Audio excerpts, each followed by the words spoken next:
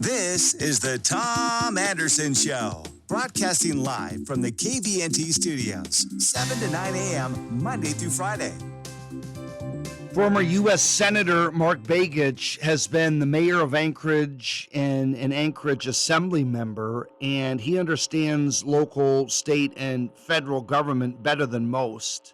He joins us, and we look at a mayor's race and school board race in the municipality of Anchorage, very low turnout yet again, and it looks like there's going to be a runoff, and there's going to be a definite delineation. You've got a very left candidate in Forrest Dunbar, and you've got a very right candidate in Dave Bronson. So, Senator Begich, it's nice to have you with us. Let's talk about this. What is your take on the low voter turnout in Anchorage this last week? And then what is your take on the results? Yeah, you bet. Well, the low voter turnout, we're still in this kind of COVID world, and I think people are trying to adjust. They're also, after the November election, there was a lot of fear put in people's minds about mail-in ballots, so that, I think, played a role. And I think when you throw that all in there, it's a kind of a classic municipal election. But I do think when all done and counted, we'll probably be, 60,000 people, which is still, not bad, not a bad turnout. So I still think that will be the turnout. Now, the other thing, and that's what caught my attention, was your conversation about the trend line. That this is not, if anyone didn't see this, I don't know where they were. But, I have said this time and time again, that Anchorage is moving more moderate. It used to be much more liberal. Then it went more conservative.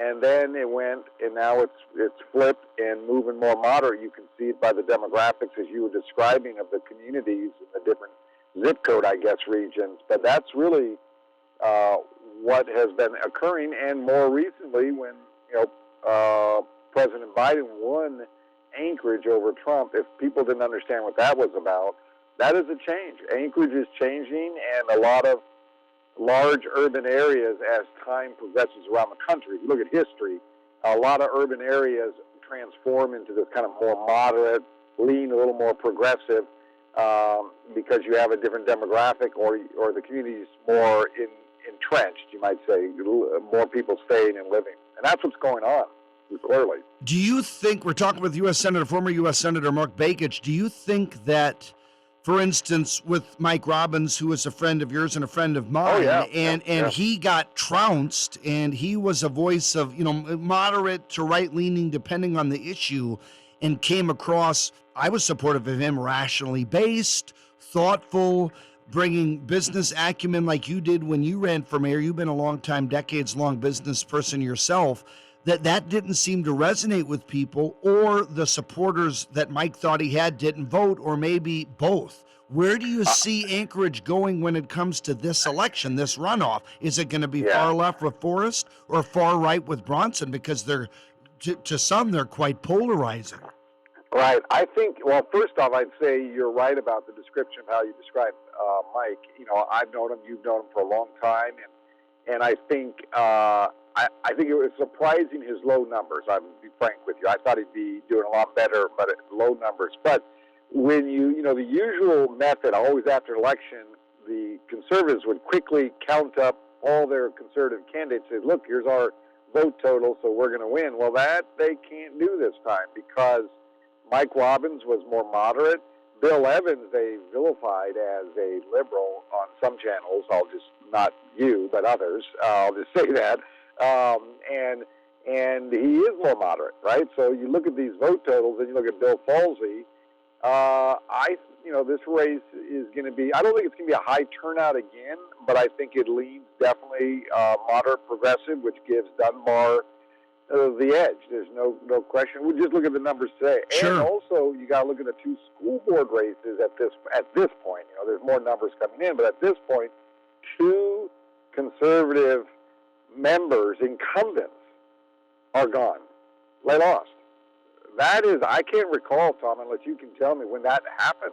No, it hasn't. And I was on the school board when Dave Right. Riddall was on, and he was the one, and he wasn't that conservative, but the No. Coffee Plus owner, and you remember, Rita Holdhouse and Betty Davis and those, and those were the days where even then we didn't have strong conservatives. John Steiner's been on, Dave Donnelly, but I mean, Dave used to be a Democrat. He can be at times squishy. I like Dave, but Right. kind of like a Fred Dyson, where you don't know where they're going on certain policies. But let's talk about the U.S. Senate race since we have you on. You've been a U.S. Senator. Sure.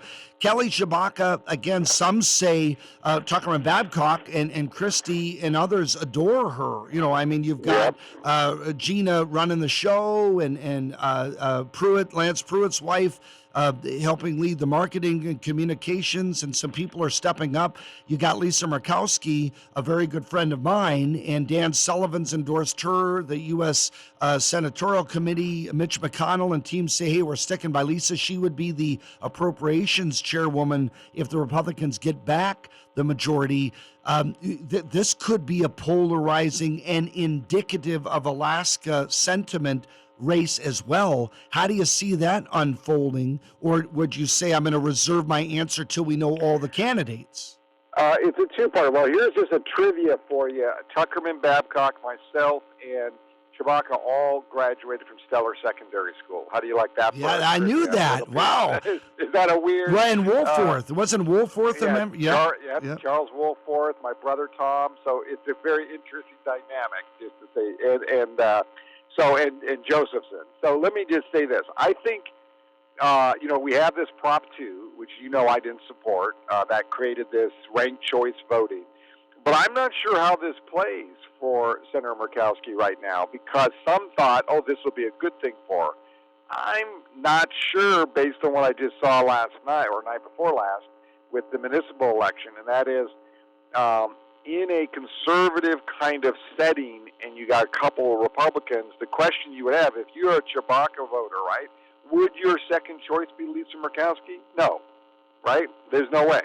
And so I think the dynamics are not clear yet. Now, I will say this, that you're right. I am reserving because I don't know who else is going to get in this race. I think it's going to be, it's because they're so polarized, it's not clear like it used to be. It used to be, that person's going to pretty well win because of fill in the blank.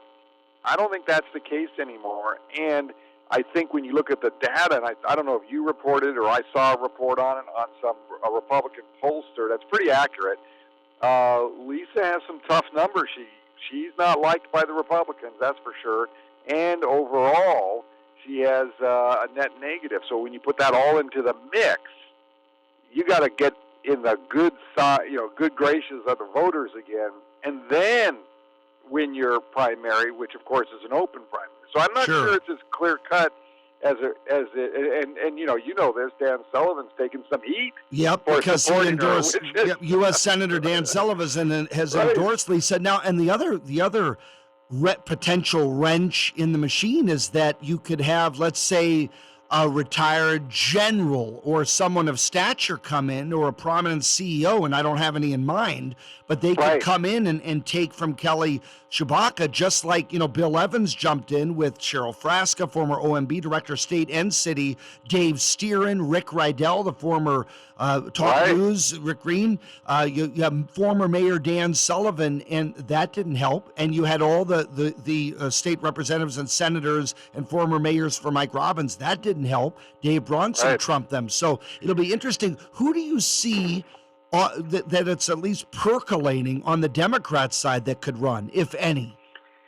I think Al Gross might put, maybe, I don't know. He took a beating on this last race, so I'm not sure he'll enter the equation. Or Galvin? Sure. What about Elise Galvin? Maybe Elise. Or Wielechowski? Wielechowski, possibly. These all have good name ID. But, I think a lot of them are kind of, I don't want to say laid low, but they're kind of watching. You know what I mean? They're kind of seeing how bad off is she. And I think this mayor's race will trigger some people to think about what they want to do, because what you saw was as soon as the conservatives identified Bronson as their candidate, it was very, of course, looking back is always easy. It made it difficult for Robbins and Evans. They just got pinched, And I think that's what's about to happen with Tshibaka. They're going to say, that's our gal. We're going to be supporting her, and Lisa not. And I think, in these early August primaries, it's that voter that shows up. It's not the general voter, and it's not a presidential year, so turnout won't be as high. So I think the deck is still unfolding. I think the session has to end. Now the mayor's race is done. When all that's kind of concluded in the session, you'll see some people making some decisions. I mean, will an Elvie, will an Ivy, decide to run? There's a lot of folks out there that could jump in, and those, of course, are state reps and senators. Listen, Senator right. Mark Begich, always a pleasure. Thank you, my friend. Always. Have a great day. Absolutely. There's a perspective from someone who's in the know, and I think he's spot on about the change in election mindset and who votes and when. Stay with us a whole hour ahead. Tom Anderson Show.